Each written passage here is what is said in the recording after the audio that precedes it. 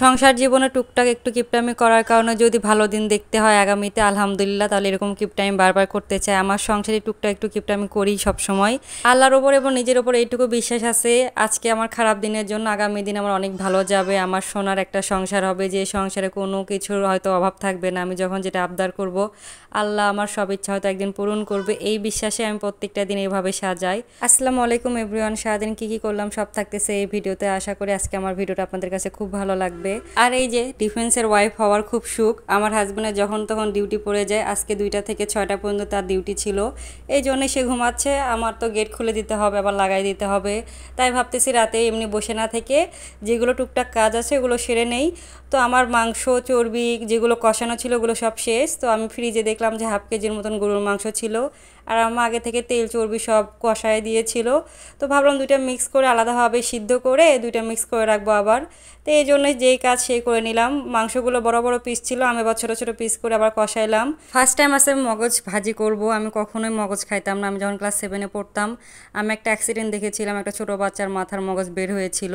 তারপর থেকে আমি মগজ খাইতাম না। এনা পেটে আসার পর থেকে আমি অনেক কিছুই খাই তার জন্য, কারণ আমার শরীরে রক্ত কম ছিল, আমার মেয়ের শরীরে রক্ত কম, এই জন্য তাকে একটু ভেজে দিব, আমি একটু খাবো। তো এখানে ফার্স্ট টাইম করতেছি। প্রথমে মগজটা সিদ্ধ করে নেওয়ার পরে সব কিছু দিয়ে ভালো করে ভেজে নিলাম। আমি সবসময় একটু পানি মিক্স করি। আমার কথা হলো যে পানি ছাড়া একটু লিকুইড টাইপের না হলে মজা লাগে না। তো আমি এখানে পানি মিক্স করে পরে আবার ভাজাভাজি করলাম।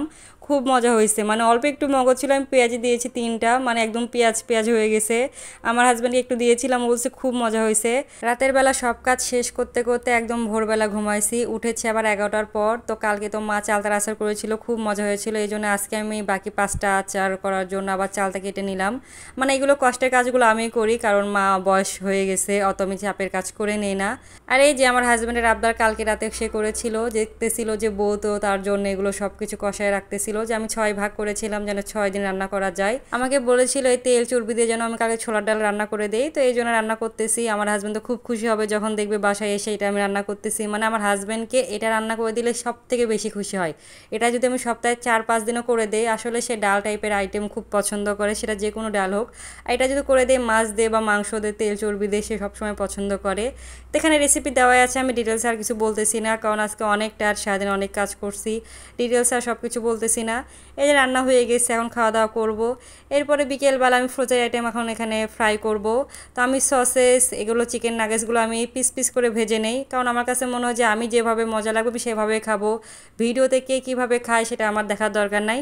আমার কথা হলো আমি টাকা দিয়ে কিনেছি, আমি মনের মতন করে খাবো। তো আমি সবসময় এরকম পিস পিস করে ভাজি। আর একটা জিনিস আমার কাছে খুব ভালো লাগে, এগুলো আমার কারোর সাথে শেয়ার করতে ভালো লাগে না। সেই হিসেবে আমার কপালটা অনেক ভালো, আমার হাজব্যান্ড এগুলো একদম পছন্দ করে না। সে কাচ্চি বা মাংস আইটেম বেশি পছন্দ করে, আমার রেস্টুরেন্ট টাইপ আইটেম বেশি পছন্দ। আর আমার মেয়ে সেম আমার মতন হয়েছে, মানে সে গরুর মাংস লাইক করে, আমার এগুলো ফ্রোজেন আইটেম বা রেস্টুরেন্টে সব কিছু পছন্দ করে। তো ওগুলো আমরা 3জন মিলে খাওয়া শেষ করলাম, আমি আমার মা মেয়ে মিলে। তো এখানে নিচের ভাবে আবার এই পিঠা দিয়ে গেছে, এই পিঠার আমার নাম মনে নাই। তো মা আবার চালতার আচার করার জন্য চালতাটা সিদ্ধ দিয়ে দিছে। আজকের দিনটা অনেক ভালো গেছে আলহামদুলিল্লাহ ফর এভরিথিং। তো আজকের মতো এটুকুই, টাটা বাই বাই, আল্লাহ হাফেজ।